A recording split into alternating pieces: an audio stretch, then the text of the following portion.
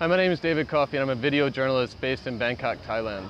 I moved to Bangkok almost 4 years ago and was immediately hooked on the depth and complexity of this city. The colors, the sounds, and the millions of faces and perspectives change at every step. Behind every wall, every face, every seemingly simple story lay a different world, each with its own truths. I studied religion in university, but I wouldn't call myself religious. I believe there are as many truths and perspectives in the world as there are words to express them. And I approach journalism the same way.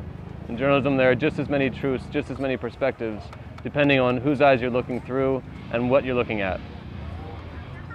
I believe that the people most directly affected by social, environmental, and economic change are often those with the smallest voices. No situation or truth is simple, and every voice deserves to be heard. I see video journalism as a way to amplify and explore truths that help make sense of the paradox of modern Asia, where centuries of tradition are bumping up against ultra-luxurious shopping malls. This passion to tell stories that portray pieces of society led me back to the United States, and I completed a master's degree in journalism. During my year in the United States, I looked for truths that told a bigger story. I found stories of the marginalized and the overlooked, of a chess hustler at a public park. But if I know he's good as me, I'm not gonna play him.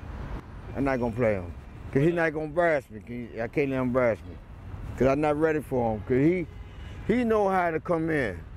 He know how to come in. He know how to bring stuff in. Too cold? Okay, then I'll get you tomorrow. Weeks in a homeless shelter led to a story about men struggling to break their drug addictions in a Washington, D.C. shelter. Pain is a hell of a motivator. You get enough pain in your ass, you're gonna change something.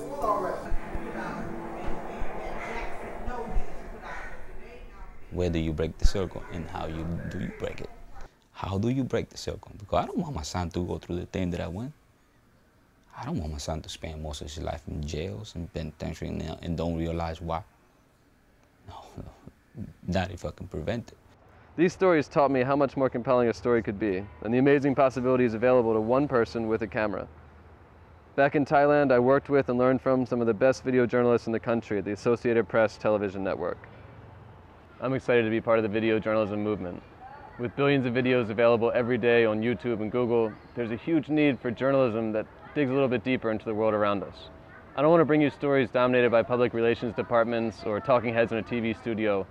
For me, the greatest truths lie in the voices most often ignored.